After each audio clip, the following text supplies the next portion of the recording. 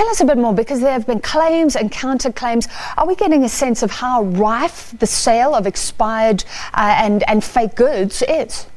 Well, today at the commissions, from the submissions that were made, it would seem that nobody's denying that such goods are in the market. The extent of that is unknown. I know that the gentleman from the Somali Community Board did say that, these things it's not a South African problem, it's an international problem where certain goods that are not, call it accredited or verified by whatever various boards and regulations they should abide by, make their ways into various parts of the country, different countries worldwide. So we know these goods are being sold. Spaza shops have been raided, those high-profile raids, but some of those shop owners are pointing the finger elsewhere.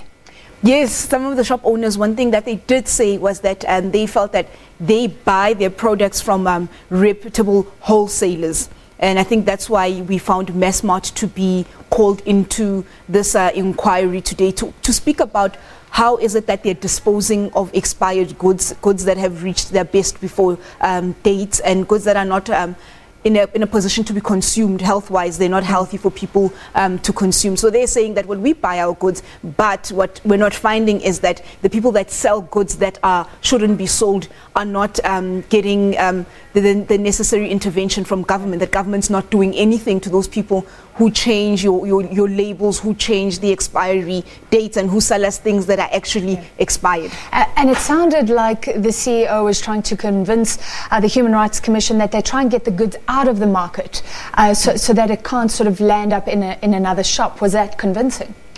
Well, he said that as well, that there's a way in which they dispose of goods.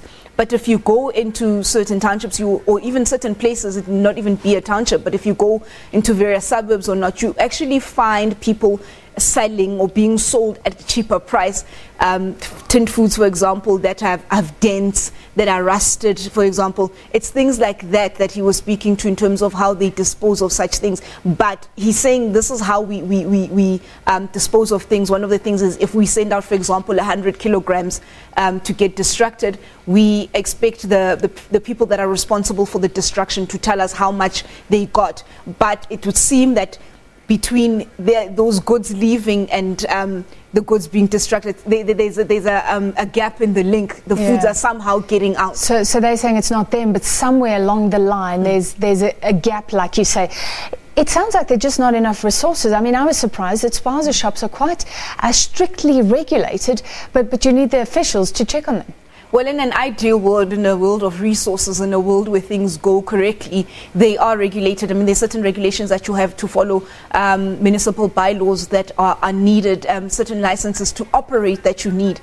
The gentleman also from the Somali Community Board was saying that he knows people within his organization that have been waiting for over 24 years to get an operating license, that things are just not filtering down. People are here obviously to make a living, people need to live, so they end up opening these shops. He also spoke to education, that community members, because English not being a first language for them, he spoke about 4 languages that are spoken, for example, within Somalia, and English is not one of them, that they are trying to get municipalities on board to get these bylaws so that they can translate them into a language that their members will be able to understand, so that they do not contravene the necessary regulations.